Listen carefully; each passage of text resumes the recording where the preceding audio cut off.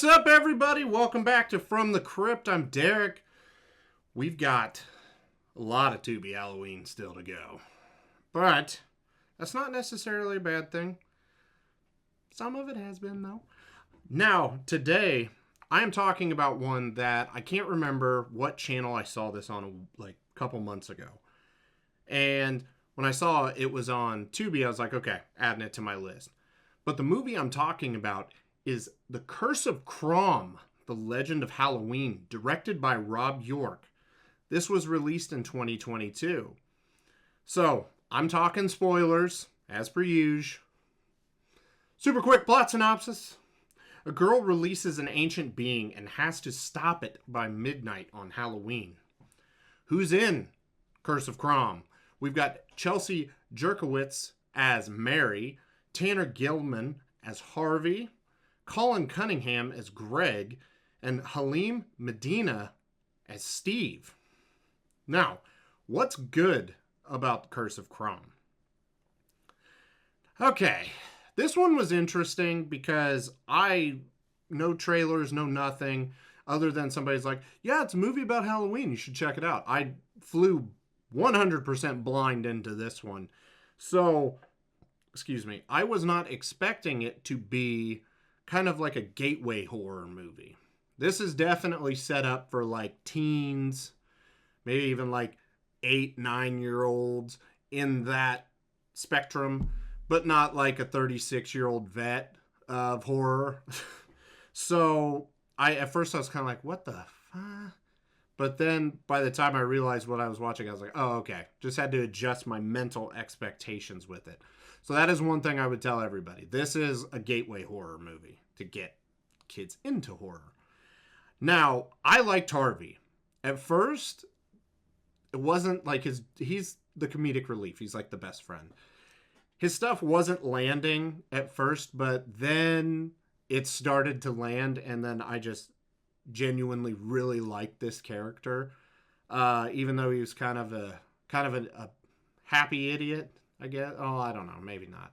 I could definitely see myself being friends with him if I was in high school. And I don't know. I could be wrong on this one because, like I said, I'm 36 and obviously a metalhead. But I think they were trying to make him look like Harry Styles when he was in One Direction. Let me know if I'm right about that one because I could be wrong.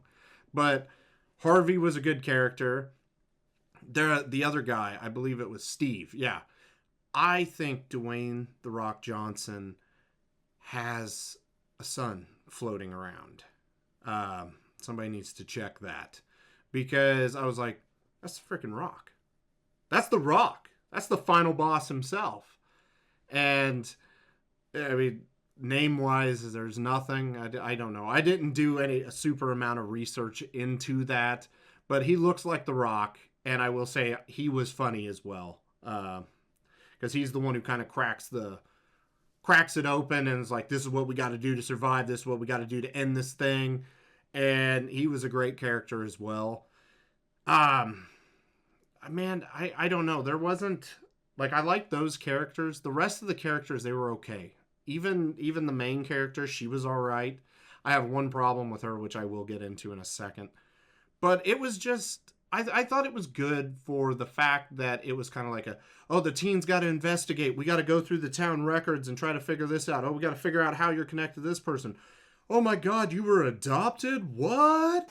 Like, it was good in that aspect. And I know that's kind of just blah, everything. But even my notes, I don't have a whole lot because, like, I liked it, but I don't have, like, specific, like, I really like this about it. It did a lot of stuff very good.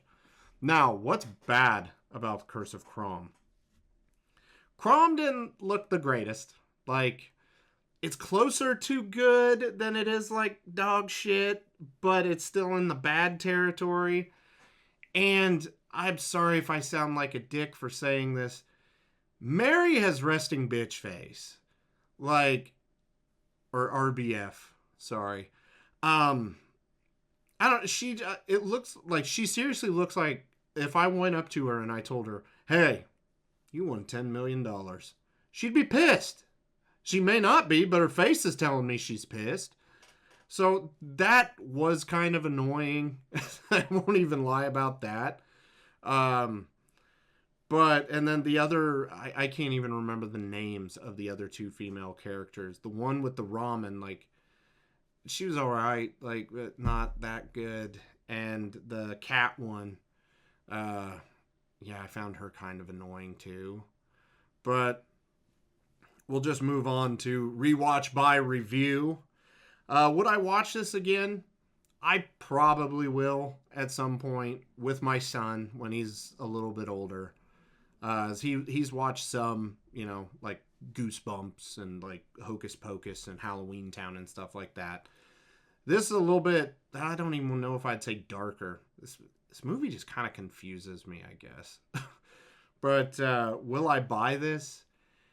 Maybe, probably not though. What score would I give this? I am gonna go with a 6.5.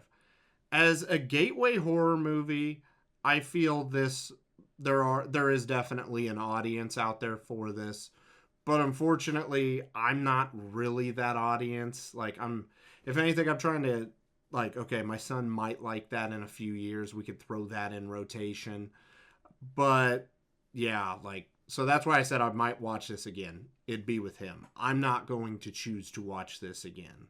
It wasn't bad. It was more like just a one and done for me. But if he wants to watch it, I'll gladly watch it with him and not be drug into it kicking and screaming like some of the crap he likes to watch. So, I guess that's going to do it for the Curse of Crom Legend of Halloween. Make sure to let me know down below. Have you guys seen this? What do you think? I'm curious. Also, if you enjoyed your time with me, please drop a like on the video. Consider subscribing. And yeah, until tomorrow, we'll have more Tubi Halloween. So I'll see you then, guys.